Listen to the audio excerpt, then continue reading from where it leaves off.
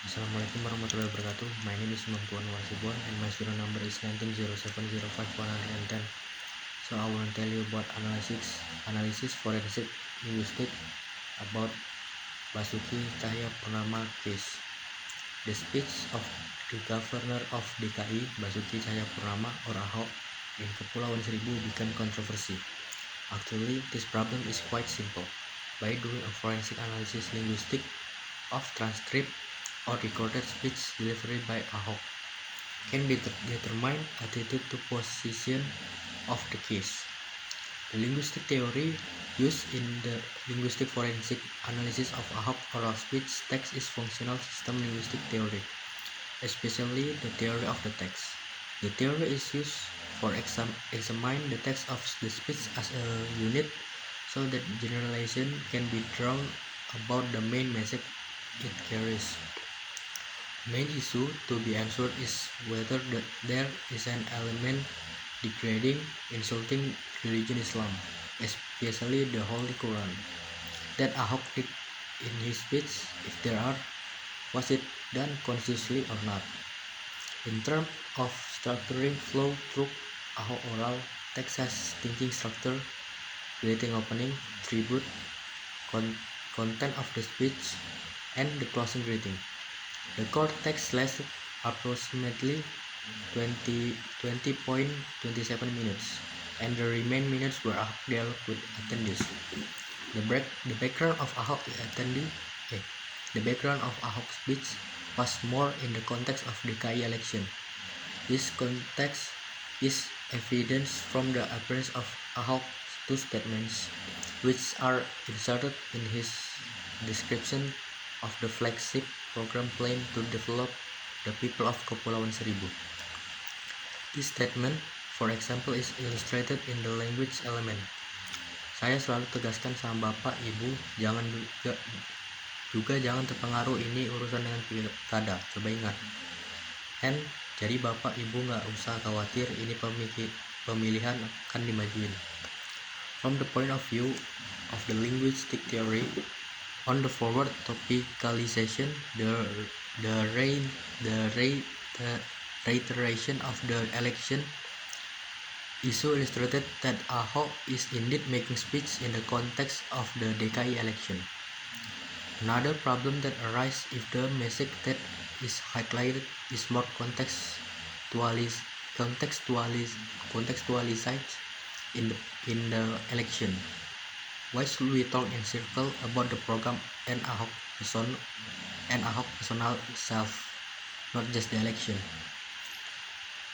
This, of course, is related to the views adopted and tries to build by Ahok, namely the figure of a candidate for Jakarta governor who deserves to be elected in figure of a governor who has an innovative program, integrity, honest, brave, not corrupt, and experienced. However, he is also aware that there are challenges to the religious background of voters that must be faced, namely the background of Muslim voters. In relation to Ahok awareness of Muslim voters, this is where Ahok made a fatal mistake by making a statement. Jadi jangan percaya sama orang, kan bisa aja dalam hati kecil Bapak Ibu nggak bisa pilih saya karena dibohongi pakai surat Al-Maidah 51, macem-macem itu hak Bapak Ibu ya. From the three sentences above, the second sentence is multi-tiered compound sentence. Kan bisa aja dalam hati kecil Bapak Ibu nggak memilih saya karena dibohongi pakai surat Al-Maidah 51, macam-macam itu. Based on the analysis of the syntactic role theory, the substitute clause for the explanation of the case of the cause, karena dibohongi pakai Al-Maidah 51, macam-macam itu, experience the elimination of the target role, Bapak Ibu. The omission is possible because the role has been stated in the main sentence, so that sentence become, kan bisa aja dalam hati kecil Bapak Ibu nggak memilih saya karena Bapak Ibu dibohongi pakai Al-Maidah 51, macam-macam itu.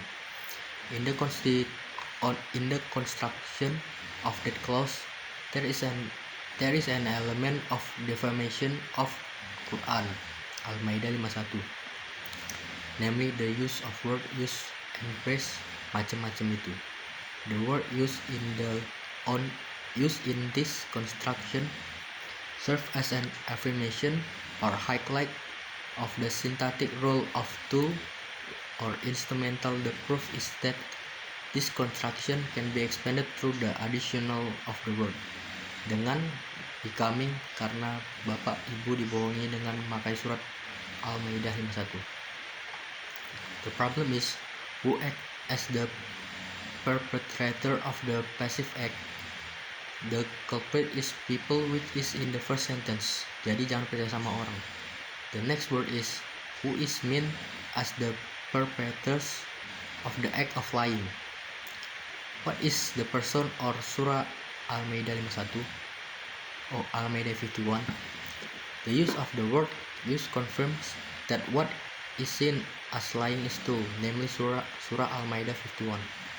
Furthermore, if there has been blasphemy, was the blasphemy committed by Ahok a conscious act or not? Through the analysis of the structure of the text, the action is carried out consciously. There are two reasons. First, the main issue that Ahok wanted to conceal was the issue of DKI Pilkada, the DKI election, because this statement appeared twice on the sideline of his discussion about the program and himself. The second, the emergence of the discussion about the election was inserted in a deliberately conditioned context. Based on linguistic analysis of the speech of the governor of DKI in Kepulauan Seribu, it can be said that linguistic evidence support existence of defamation of the Quran, especially Al-Maidah 51, and the defamation is carried out consciously. Finally, the case of Ahok's speech in Kepulauan Seribu is not a question of interpreting the meaning of Surah Al-Maidah 51, but rather a matter of blasphemy of the creation of the letter, as variety of things from its creator. Thank you for watching. See you.